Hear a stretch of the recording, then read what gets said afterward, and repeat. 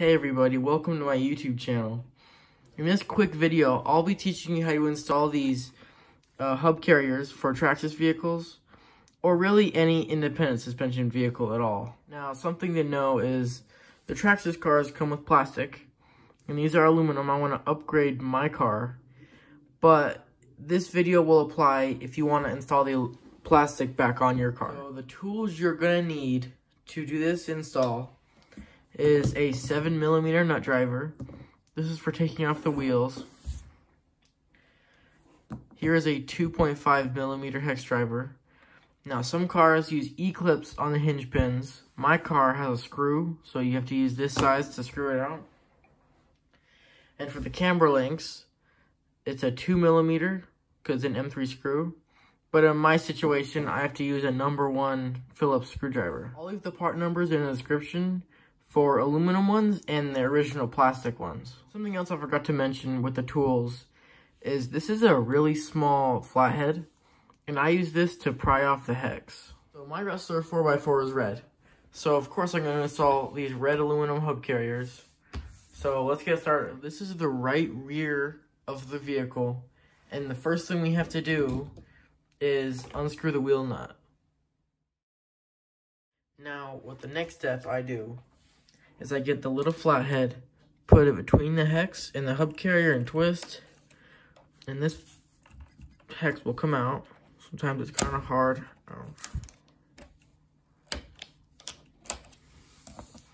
Just like that, there's the hex. Don't lose this pin. And also, there's a shim behind the pin and the bearing. So there's these three parts that come off. Then what I do is I take this camber link screw off.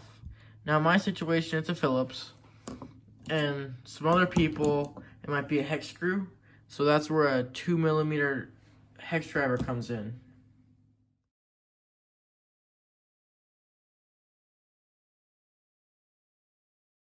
That screw was really hard to get out because it was kind of stripping, and I had to push really hard to make sure it didn't strip, and the screw was just so long.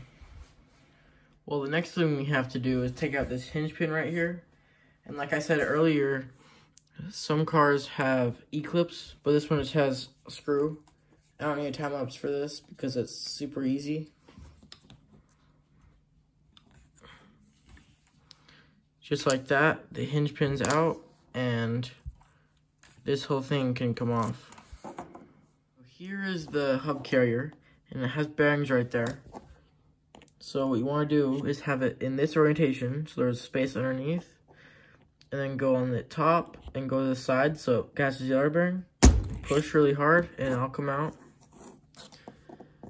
And now the other one will come out easy.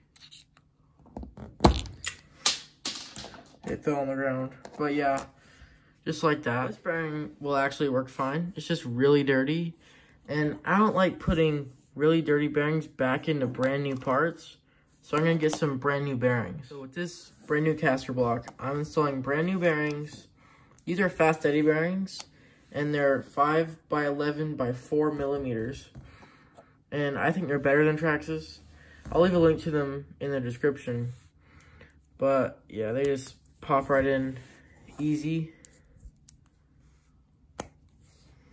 just like that. I want to put this brand new caster block and brand new bearings on this dirty suspension components, so we're going to clean these. Now I'm going to throw all this rear end parts into my ultrasonic cleaner. So I put all the parts in there, the water and the cleaner.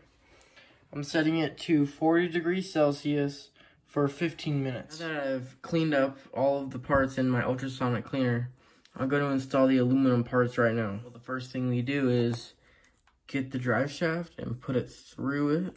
Make sure you have the bearings inside. I have a link in the description to new bearings. You can use your old ones.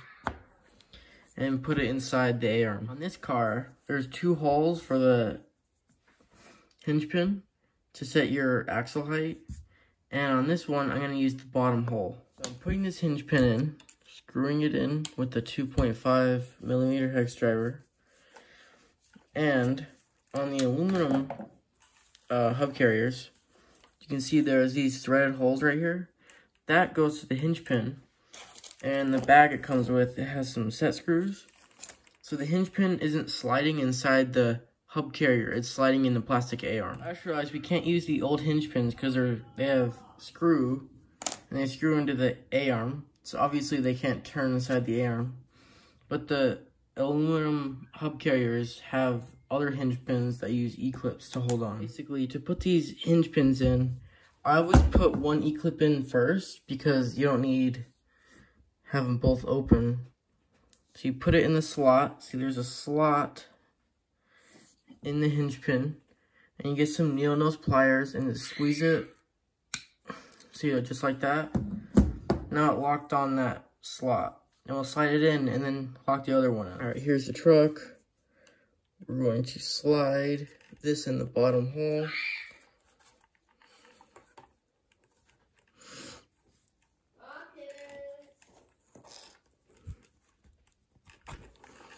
Okay, just like that. And go through the other side of the A-arm.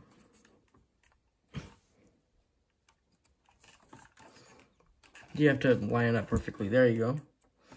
And now we're going to put another E-clip on this side. E-clips aren't very easy to do on camera, but I got the other one in, so this is nice. And we're going to put a set screw in this bottom threaded hole right here. This set screw has Loctite on it from the factory, and it's a 1.5 millimeter hex driver.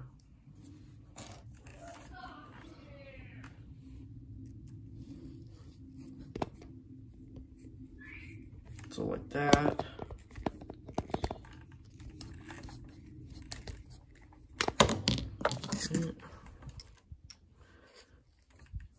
Now, you make sure you use a set screw that comes in the package. If you use a regular kind of screw with a head, it's going to hit the inside of the rim of the tire. And that's not going to be good. So yeah, this works perfect. Oh, it's not tight enough. It's not. Just be turning the hinge pin on the outside. There we go. When it stops, it's perfect. See now how it moves the hinge pin on the outside of the A-arm? That's what you want. Now what we're going to do is install the camber link screw into the top right here. And last time I used Loctite, it got really stuck. I wouldn't recommend using Loctite because it would keep it in there, but it's too hard to get out, even with blue Loctite. But if you had a hex screw, yeah, I would put it in. But this one's a Phillips screw and it strips really easily. Okay, so now that the camber link is on the hub carrier, we're going to start putting the hex on. So what you do is there's a shim. Make sure the drive shaft is poking all the way through. You put the shim on. Okay. Now you put the pin through the hole. Okay. And now the hex will slide on, and make sure the slots in the hex line up with the pin. And I just snapped it on right there. But if it's really hard to get on, you can just put the wheel on and tighten it down, and it'll press it on. Now that the hex is on, we're going to put the tire back on. Now, we're done. So you look really nice in there. While I was filming this video, I took a break and was driving my other car, and it broke right there. The hub carrier broke right there, but I can change it with the old pieces from the other car. It's actually easier because all we have to do is, and just like that, my Stampede 4x4 is fixed. If this video was any help to you at all, please like the video and subscribe to see more videos like this.